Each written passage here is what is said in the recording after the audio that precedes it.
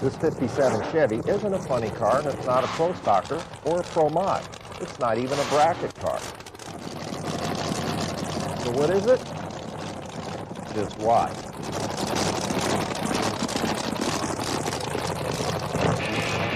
These are the Nitro Warriors.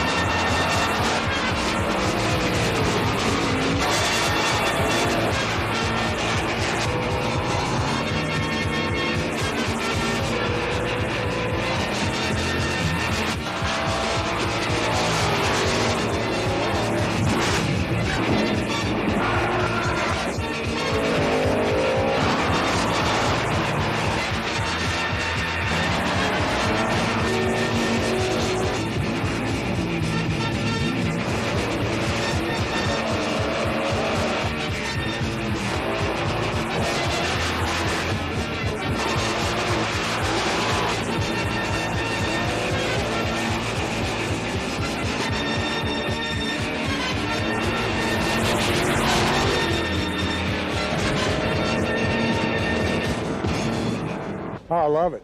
Absolutely love it. Been a drag race fan since I was this tall. Hello, everyone. I'm Big Daddy Don Garland. And I'm Kenny Youngblood. And welcome to the Museum of Drag Racing. We're here to bring you the very best in drag racing entertainment. And this episode of Nitro Warriors is called Wacky Wheelstanders. Oh, wacky they were. If we're going to go back a little bit in time here, the 80s and 90s and the golden era of the Wheelstanders, we'll see the best of the best. The first, the little red wagon.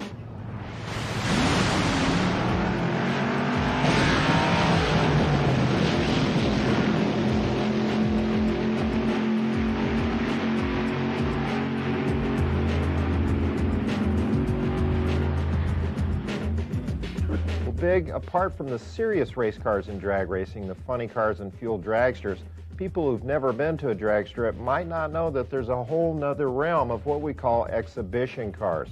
Wheelstanders are the favorites, and the king of those is right behind me, Bill Maverick Golden's Little Red Wagon.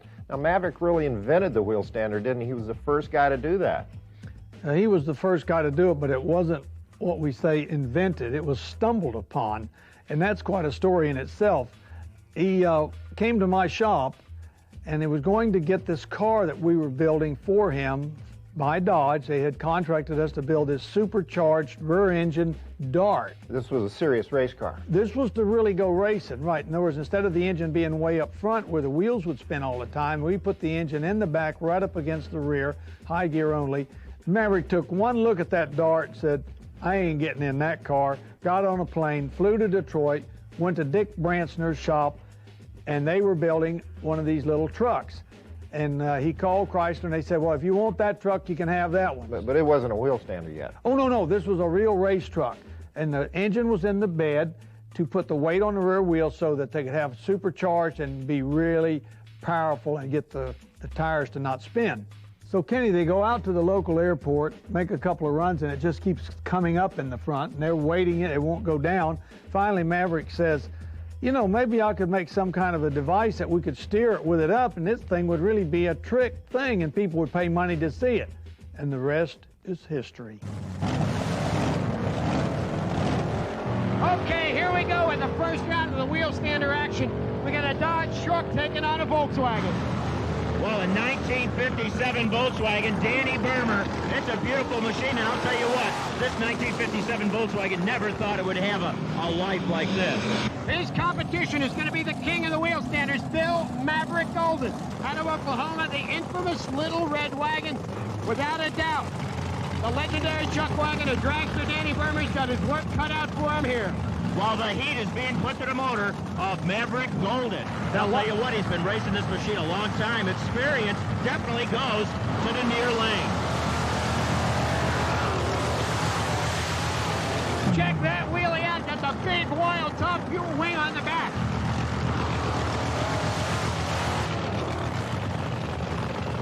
Now, both of these cars powered by basically the same engine, the 426 Chrysler Hemi, supercharged fuel injected on alcohol. Now, these drivers don't have holes in the floor pan, so when they get those front wheels up in the air, they're looking straight down the drag strip a couple hundred feet ahead of them. It must be a wild ride.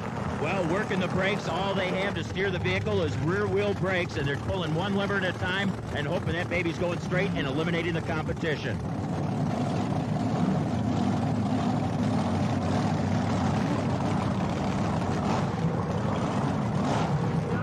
Now look at Danny Berman, there's smoke coming out of his engine. That's part of his show. He injects, believe it or not, kerosene into the injection system. Look at the fire coming out. Whoa! Unbelievable. What a show. Danny Bermer, 57 Volkswagen, and it is a pickup truck, and it is a beautiful machine. And I'll tell you, these New Jersey fans are loving this. Look at the fire coming out of the stack of the legendary truck wagon.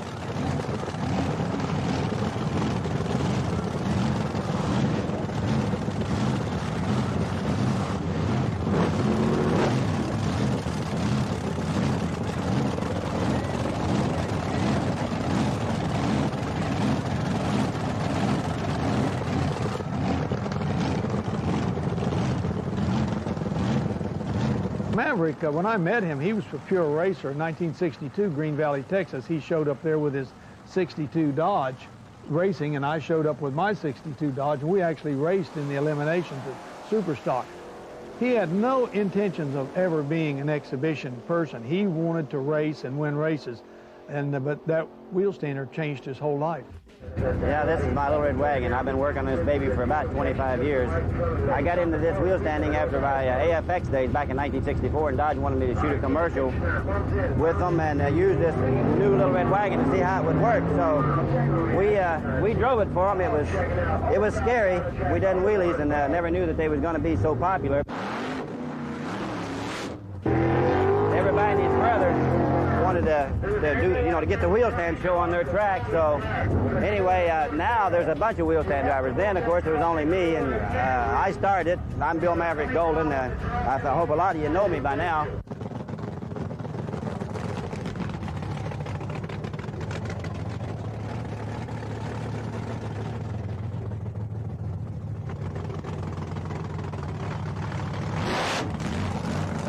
As you can see, the Wheelstand cars are a bit of a different breed. They do wheelies instead of run with all four wheels on the ground. And this little baby here has got the engine setting in the back of the truck, so it's a little bit easier to do the wheel stand. It still isn't a guaranteed thing. What you got to do is come off the starting line, get the front wheels up about 5 feet in the air, and then try to run with this big 1,600 horsepower motor and get her down the track without crashing and trying to keep it in the right lane.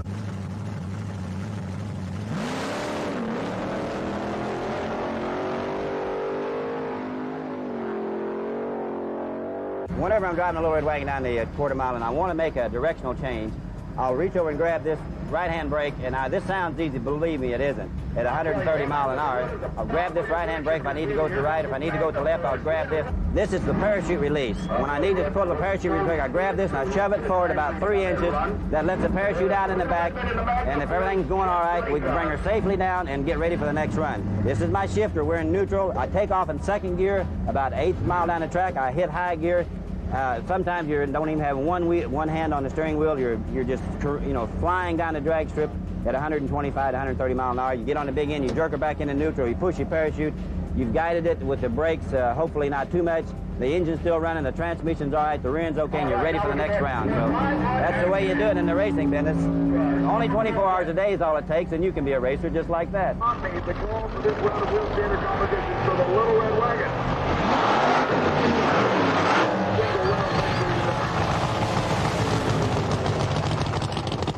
And this basically is what a Wheelstander is. You got the engine setting in the back, the transmission, everything close together. You're sitting in the middle of the cab up in the front. And if everything goes all right, you put on a show that nobody will forget.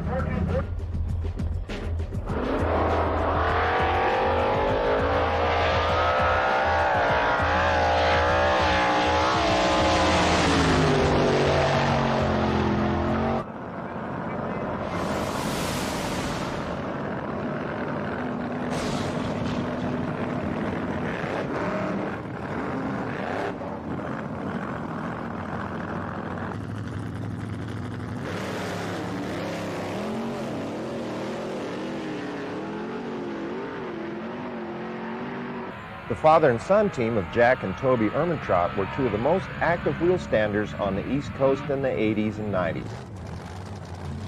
They were always booked in at Englishtown, and the crowds really loved them.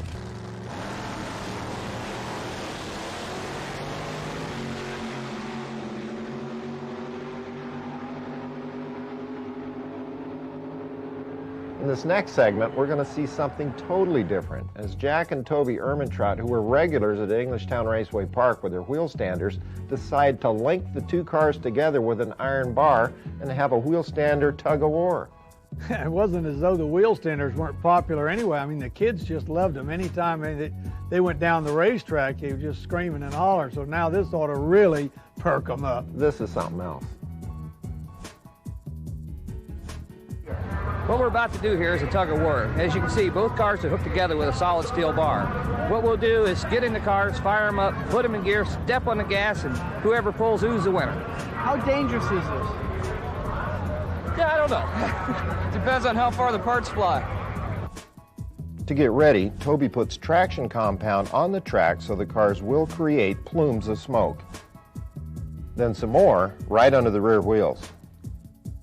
Once everything's in place, the Englishtown crowds come to life with a countdown to destruction.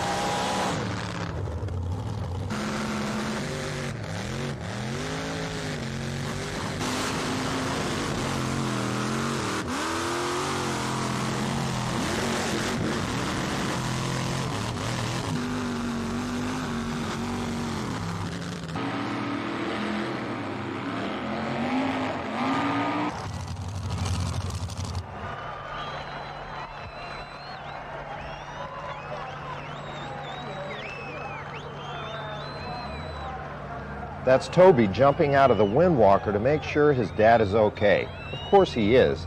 These are two war-weary veterans who've got their act down pat, and the fans just love them for it.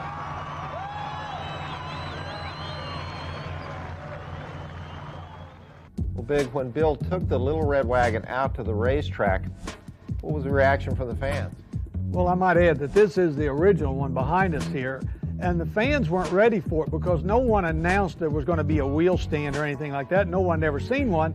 And here this car goes up on its rear wheels and goes all the way through the quarter, 120 miles an hour on the rear wheels. It brought the house down. And that really started a revolution at racetracks all over the country. Oh, it was unreal. They built everything you could possibly think of. They even mounted the bodies on some of these things backwards. They called them the backwards pickup trucks. One of the strangest Wheelstanders was the Hell on Wheels. Can you guess what it is? Well, here it is in exhibition again at E-Town Raceway Park, except he didn't finish his run like he thought he would.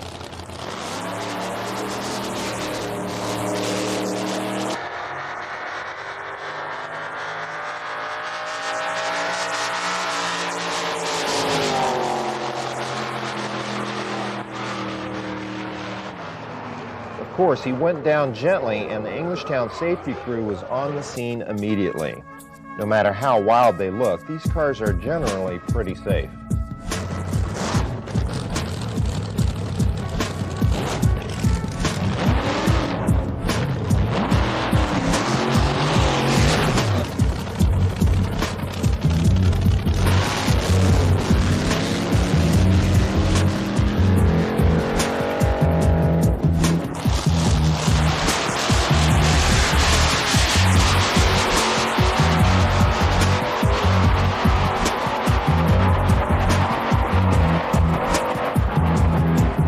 Speaking of wild and wacky, Wheelstanders go way beyond just cars and trucks, especially those that come to Broadway Bob's Great Lakes Dragway. He always puts on the strangest shows. For instance, how about a two-man wheel-standing bike?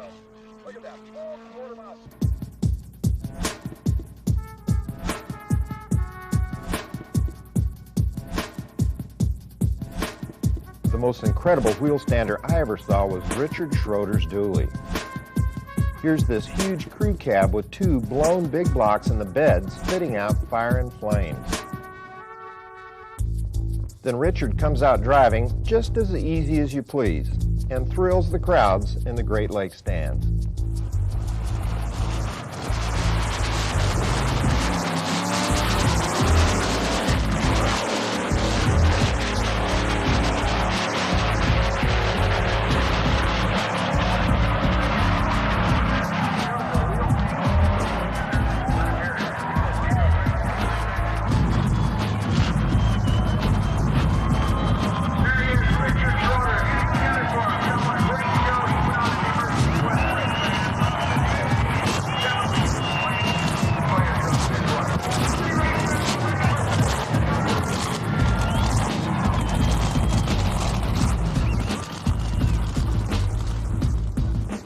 Here, lovely Linda Vaughn, the First Lady of drag racing, caught up with another legend at Indianapolis Raceway Park.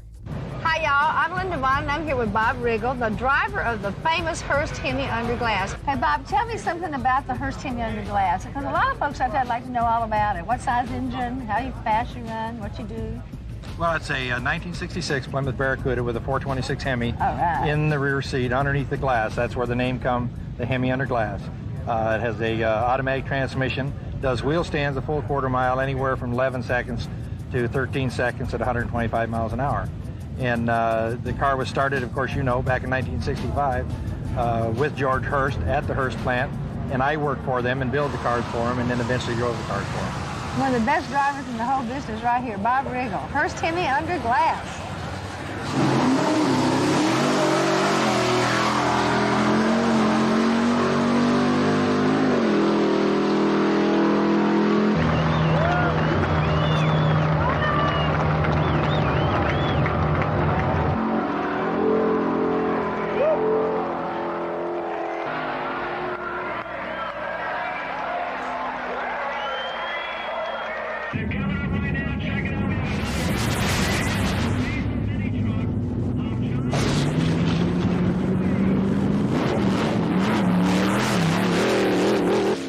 Bet none of you folks out there know that John Force has got a brother and he runs a wheel stander.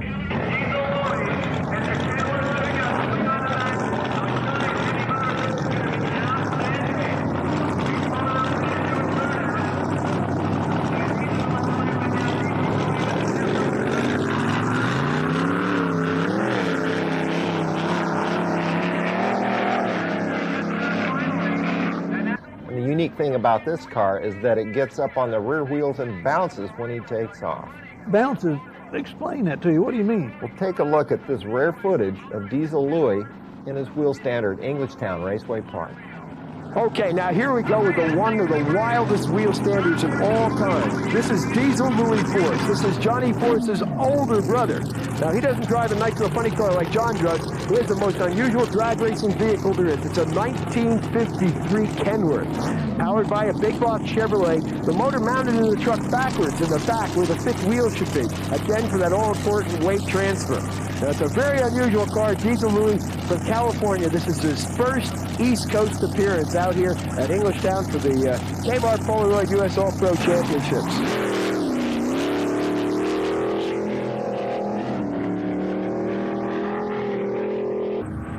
Big, and if you'll notice in this footage, the crowd is packed in there at Englishtown Raceway Park, and this is strictly an exhibition vehicle show. Well, it just proves that drag racing is entertainment. And you know, there's a lot of these little tracks around the country that put on these shows, and people should support them because that is keeping the entertainment side of drag racing alive.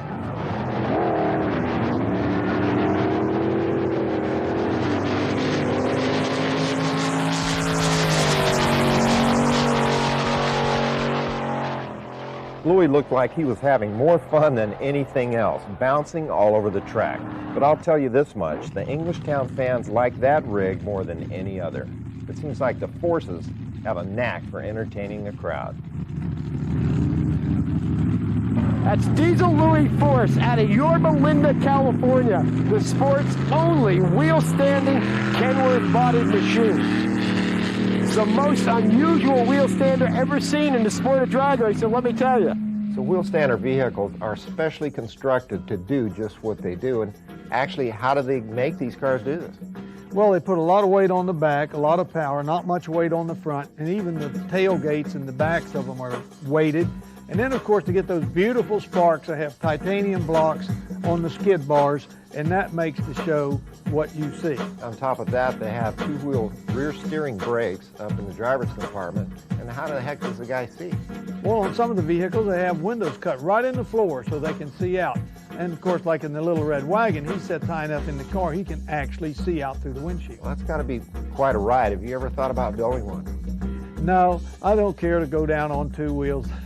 I've had my fill of that. Let's get back to more wacky wheel standers. Danny O'Day is another standout in the wheel stand race.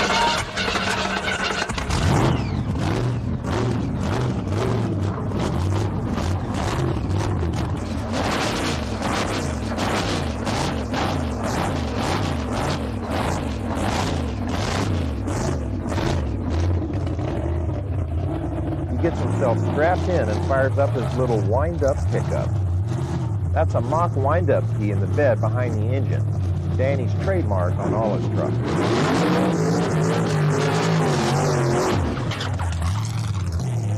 Here he gets ready for a wheels-up pass down the Atco drag strip.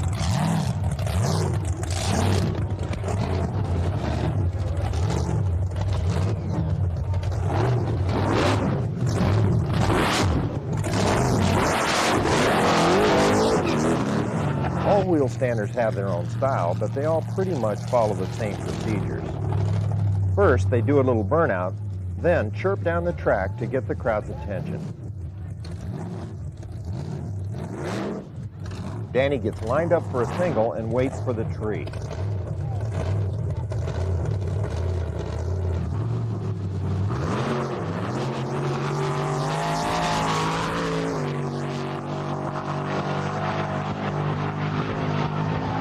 He does a handy 10-second run at 143 miles an hour on two wheels.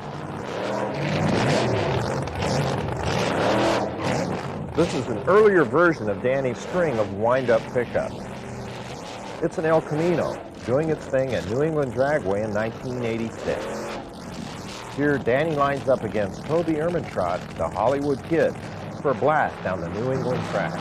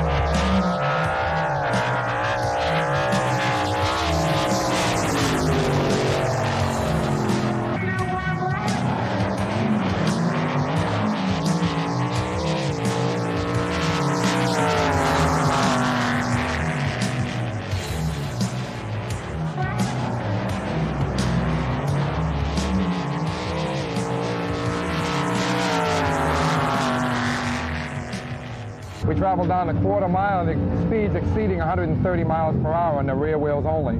The front wheels are approximately 6 feet in the air.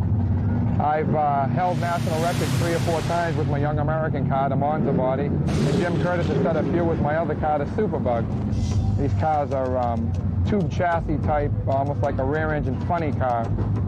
The reason the engine is in the rear is all the weight transfer is in the back of the car, and what it does is makes a good lifting type effect to the front of the car. Down the quarter mile, front wheels up in the air the whole way down the quarter mile. Madman Marco is what they call me. My real name is Mark Hildenin, up in Boston, Massachusetts. I've been driving race cars for the past 11 years. The past 6 was wheel stand cars for a full-time living. Myself and Jim Smokehouse Curtis co-drive. I drive this car here called the Young American Chevy Monza wheel stander. My co-partner, Jim Smokehouse Curtis, drives the Superbug, which is a VW body wheel standard. Here's a real rare treat, the traveling sideshow act of the young American Wheelstanders. It's a very different feeling to lift the front wheels 6 feet in the air and have to control the car with a braking system in the rear wheels. What we actually do when the front wheels lift up is we grab a lever on our right-hand side and you push that lever forward to go left and you pull it back to go right. The reason for this, obviously, the front wheels are 6 feet in the air. There's no way of using the steering wheel. All we use the actual steering wheel for is steering the car once it comes down for making a quarter-mile run. Otherwise, we're up in the air, we're looking out a hole between our feet to see where we're going. We have a small opening. We can see approximately 100 feet in front of us. So we're looking out the floor. We're steering with our right hand with a steering brake, with the rear wheels actually braking the car to steer it. And we're shifting with our left hand. We make one shift down the quarter-mile and steering with our right. We leave the starting line, and hopefully if we make a good run, when we get to the other end, we're going over 130 miles per hour with the front wheels up in the air, wheel spinning. These cars are a good blend of serious and show-off race cars.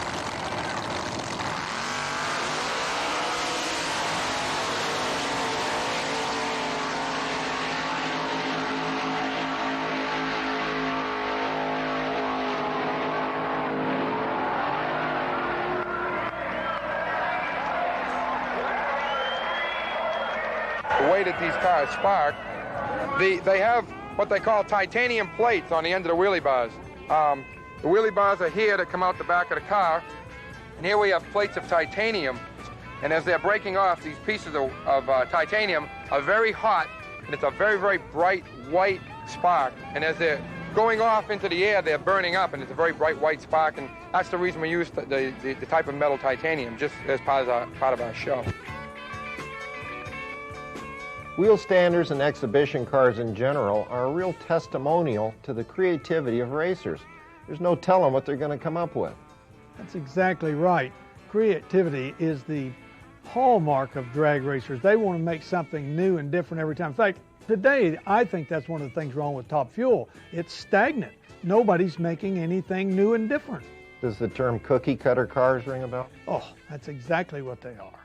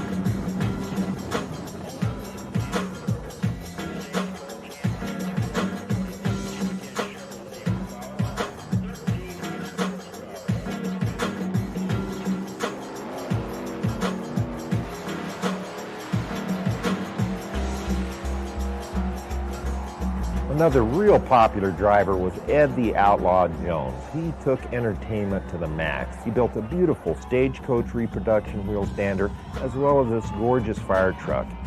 He'd do the burnouts, he'd do the wheelie run, but he'd burp up and down the track, belching flames out of the motor. Really put on a great show.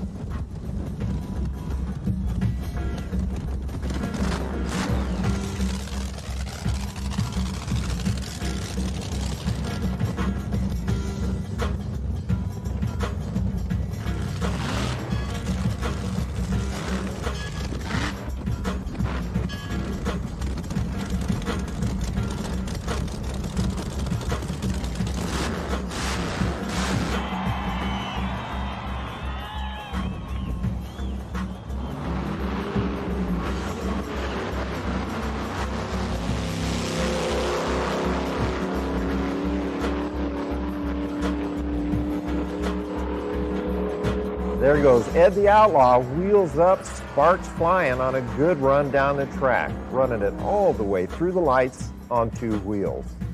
Ed spins the fire truck around in the shutoff area and heads back for the starting line with flames belching out of the motor as he slowly goes down the track.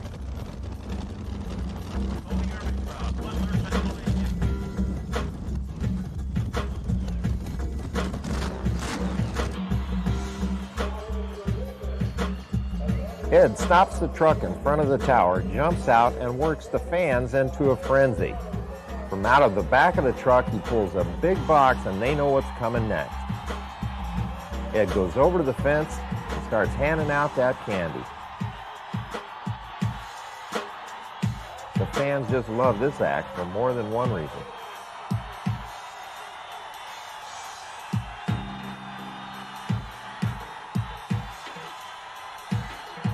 Ed jumps over the guardrail, runs over to the fence, and starts throwing the candy into the crowd. What a showman. Ed the Outlaw Jones. Now here's Hollywood George Tours in his gorgeous 57 Chevy Nomad.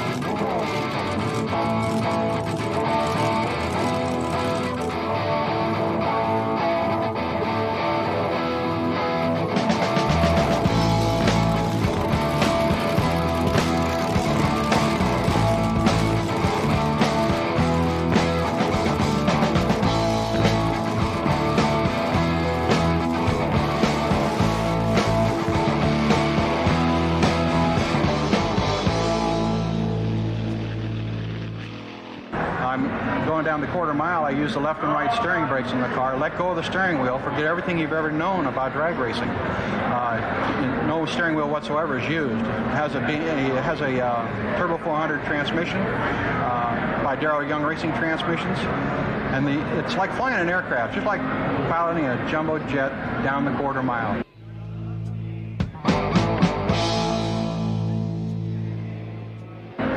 We've done a lot of drag racing and stuff, and we just love wheel standing.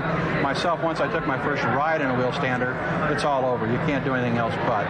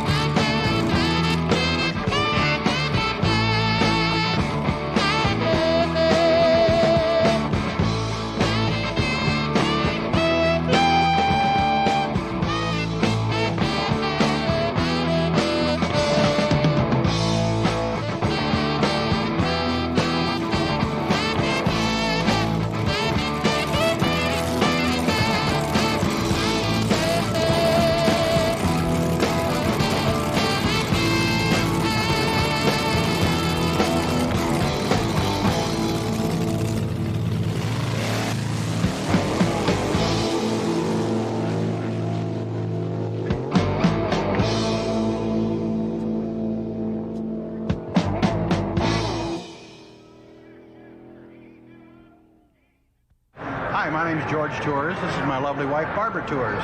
This is our love Flashback Exhibition Wheelstander. It's a 1955 Nomad station wagon powered by a 427 cubic inch blower drive services supercharged alcohol burning motor. The car completes a quarter mile at over 130 miles an hour. It's an exhibition car. It runs at the National Hot Rod Associations, Super Chevy Sundays, all over the United States, any quarter mile track, car shows now we're doing. The unique thing about the car is it's a 55 Nomad that's been chopped. It's a center seat car. It's only one seat in the car. You run down the quarter mile and you look through the floorboards.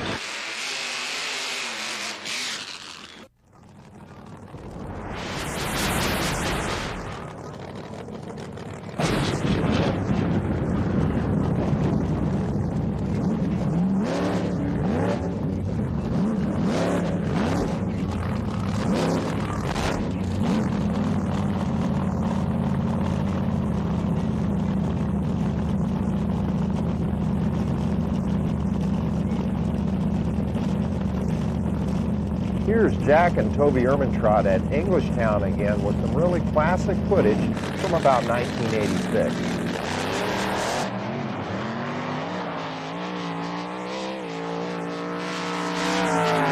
Nighttime really highlights the drama of Wheelstanders as the titanium plates on the wheelie bars send off sparks that just seem to explode in the darkness.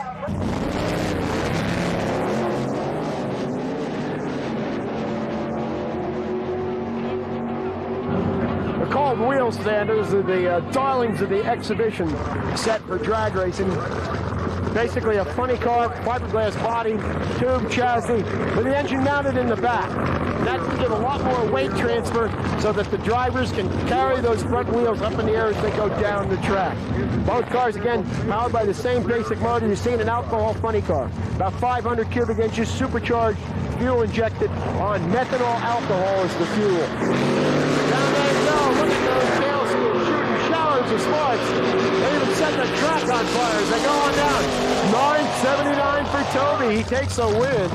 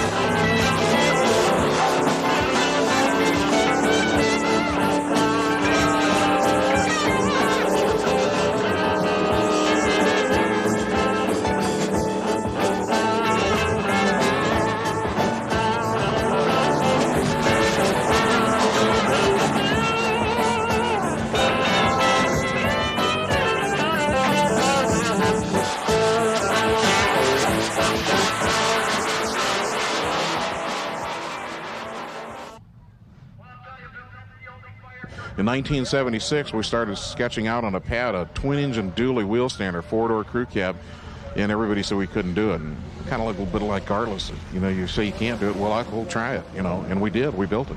It took 3.5 years in the construction of that vehicle. I did it alone. Had a lot of guidance and help from some of my friends, and it was a nightmare to begin with. We had a 6-gear transfer case that collected both engines from the 2 transmissions that we run, and it was a real engineering thing to try to get this to really, really work properly.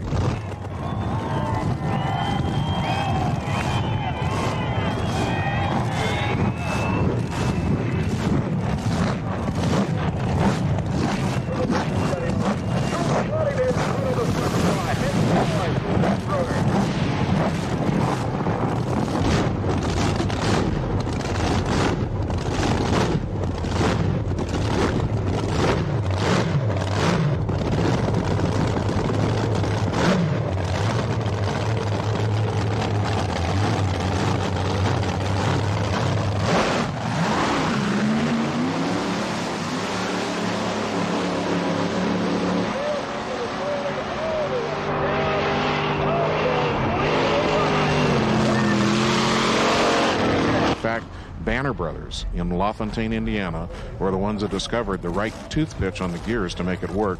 And from that day on, knock on wood, it has never failed. It is the longest, oldest living twin-engine exhibition vehicle in the sport of drag racing. It's fun because, you know, we learned a lot of things from it. You know, I saw what the Jets were doing with their flame shows, and of course the illusion of the flame is even, you know, broadened when you start putting smoke out. So we put smoke into the pipes and then put flames into the pipes, and of course we put over $10,000 of strobe and electronic lighting on it, so when we come back down the track it really soaks up the crowd.